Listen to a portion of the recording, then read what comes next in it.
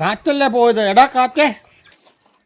കാർമേഹോ, നീ എന്താ ഒരു കുഞ്ഞു പാത്രത്തിൽ വെള്ളം പിടിച്ച് നിൽക്കുന്നേ? നീ കാരണം നാട്ടുകാരുടെ പ്രാക്ക് കേട്ട് കേട്ട് മടുത്തു നിൽക്കുക ഞാൻ.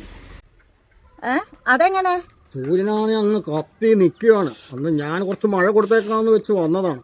അപ്പോൾ നീ അത് എന്നെ എടുത്തോണ്ട് അങ്ങ് പോകണം.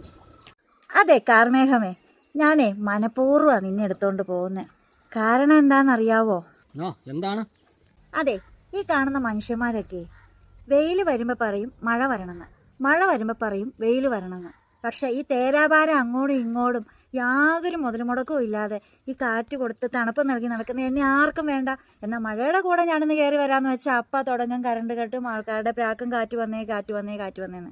വെയിലിൻ്റെ കൂടെ ഒന്ന് വീശാന്ന് വെച്ചാലോ അപ്പോൾ പറയും ചൂട് കാറ്റ് എന്നെ ആർക്കും വേണ്ട.